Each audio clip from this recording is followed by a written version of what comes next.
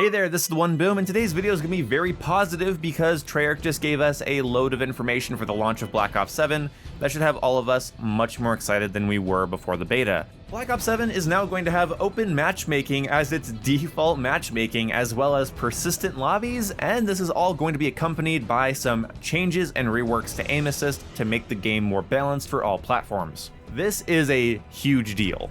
Persistent lobbies, skill-based matchmaking, and aim assist have been the hottest topics in the community outside of cheating, which they've now said that their Ricochet system is working better than intended and that more systems and more accounts are getting banned than ever before, and apparently all cheaters in the beta were completely terminated from the servers within 30 minutes of being reported and found by Ricochet.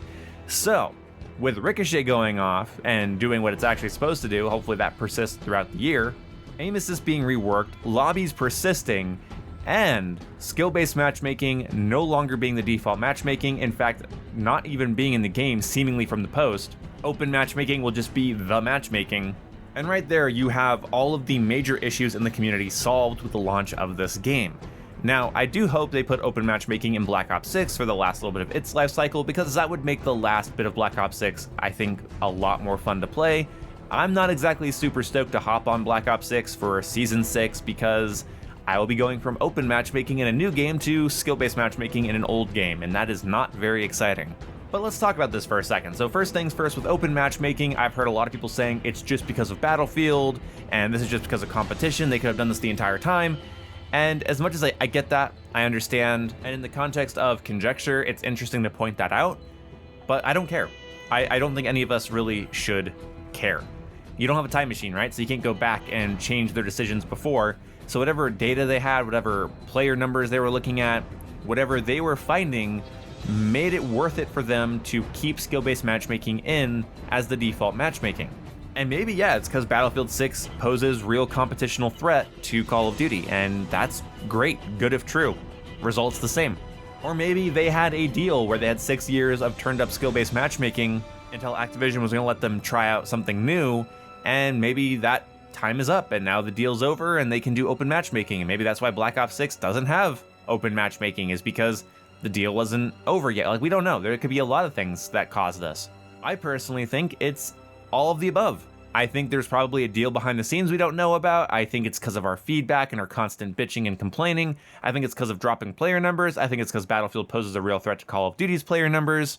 And we all know Battlefield has not posed a serious threat to Call of Duty's player numbers in a long time, and that probably stresses them out a little bit. But you know what I'm going to say? Regardless of reason, results the same. So why would I spend time pontificating on this and, watch your favorite COD grifter channel be like, they finally did the thing we've been asking for. But is it good enough? Should they have done it sooner? And they're gonna move the goalpost because, of course, when we ask developers and publishers to do things and they do them, they didn't do them fast enough. They didn't do it the right way. They didn't do it with the right game. They didn't do it when the moon was in the right phase, and they can't win for losing. But we, as Call of Duty players, win. Honestly, this is a big deal. Now, persisting lobbies is even cooler because, like Exclusive Ace pointed out in many of his videos, persisting lobbies would literally counter skill-based matchmaking, because once you get into an easier lobby, just stay in the easier lobby, and if people choose to stay with you, then you can just keep playing. I want to point out as well that Modern Warfare 2 had a stay with squad system where you could choose to keep playing with the same teammates after a game, and Infinity Ward implemented that. So all this talk like Infinity Ward's gonna revert the change, Infinity Ward's gonna bring back skill-based matchmaking, is just really funny to me, because it's like we all know that it's Activision, not the devs, that chose the matchmaking system to retain player numbers and protect lower skill players. And even though Infinity Ward was actively trying to counter this with a stick with team option, people think they're going to revert skill-based matchmaking just because the increase in skill-based matchmaking went up with Modern Warfare 2019, when in reality what actually happened was Modern Warfare 2019 brought in crossplay. The skill ceilings and gaps on PC are much wider and taller, and clearly they were scared of players just getting absolutely stomped, so they implemented a matchmaking system to protect them. It wasn't that Infinity Ward wanted skill-based matchmaking. But like Exclusive Ace has pointed out, Persistent lobbies is going to do a lot to just mitigate issues, because if you're in a lobby that plays well, has good ping, has teammates, enemies you want to keep playing with, you can just stay in the lobby and just keep searching the same game mode over and over again with the same people, and you can, create friends and have rivalries and just stay in matches that are good quality. I feel like game modes that rely more on comms or have more people in game chat, like Search and Destroy, were just absolutely destroyed by skill-based matchmaking and disbanding lobbies. And now that's just not going to be a thing anymore. I feel like the Search and Destroy community that just only plays S&D is going to have one of their best years yet. Now, as far as Ricochet is concerned, the problem with Ricochet is that it is trying to hit a moving target. People that develop cheats for Call of Duty make a lot of money and spend a lot of time doing it. So, I don't know if you guys know this, but it's kind of hard to program against something that's evolving and changing consistently. So time will have to tell with that. And when it comes to aim assist changes, I'm a little nervous that they're going to go a little too far in one direction or the other to sort of overcompensate. I genuinely feel like aim assist in Black Ops 6 was in a good place, where close range, it would gradually start to shut off entirely, so you couldn't track somebody sliding by you. But the thing is with aim assist is that if they change aim assist to be less tracking, but don't tweak player movement speeds in Black Ops 7, I feel like we're just not in for a good year. One of the issues with Black Ops 7 is that it has the same issue as Black Ops 6, where characters without any momentum or warning can just start sliding, dashing, going into jumps, jumping back and forth, doing little arcs and, whatever, without any momentum.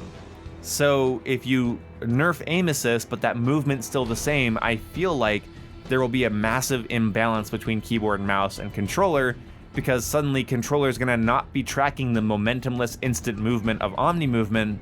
And again, we're controlling the game with analog sticks. I'm not terribly worried because I have 0 dead zone TMR sticks on my GameSir G7 Pro. Please, GameSir, sponsor me. So I'm not too worried about tracking targets, and all of the training I do against bots is with my aim assist off, just so that I don't become too accustomed to it. I kill more bots without aim assist that have double health than I do real players in game, just to keep my aim trained and ready and warmed up.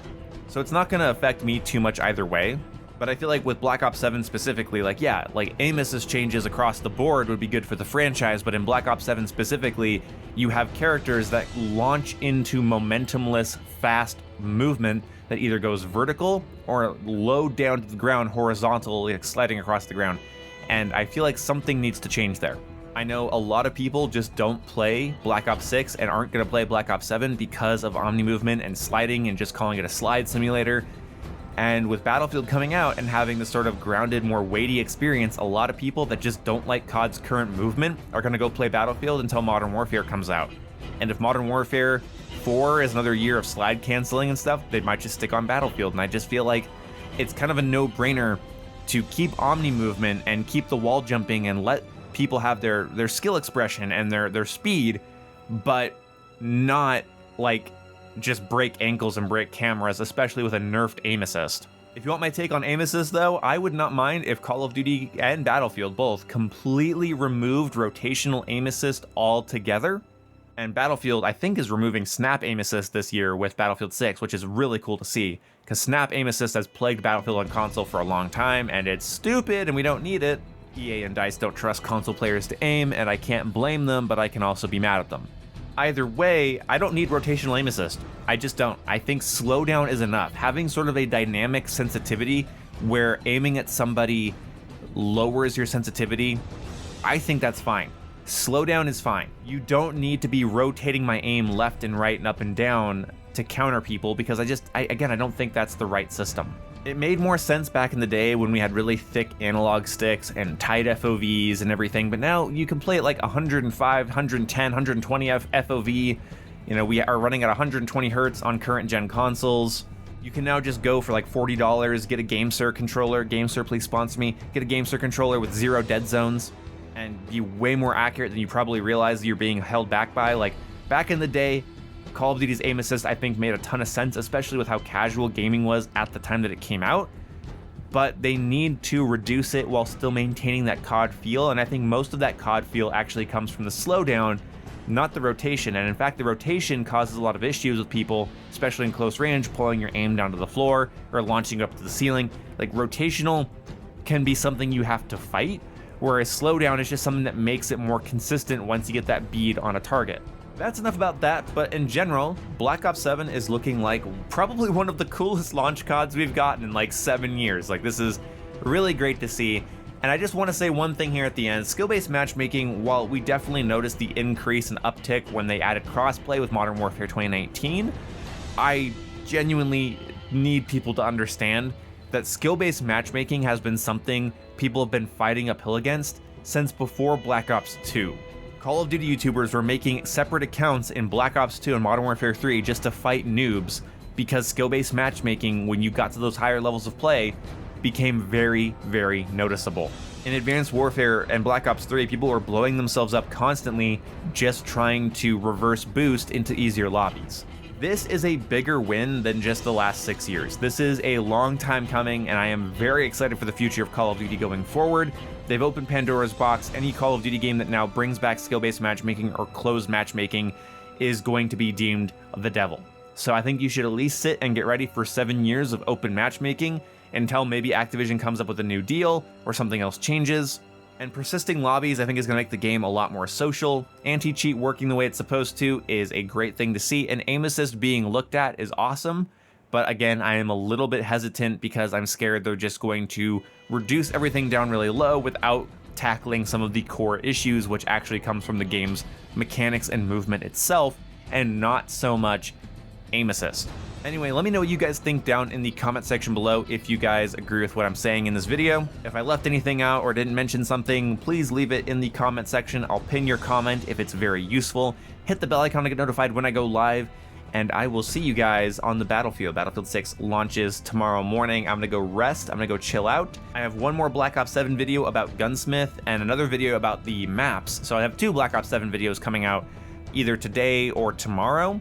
But then it's going to be Battlefield, Battlefield, Battlefield, recovering Battlefield until the 14th, and then we'll shift focus back to Call of Duty, and then after about a month of that, we'll definitely try to blend Battlefield and COD content together on this channel. You know, that's if I'm like enjoying both games equally enough to cover them equally. But either way, thank you guys so much for clicking on the video, watching up to this point. If you did make it to this point, you got to leave a like. I'll see you when I see you. Goodbye.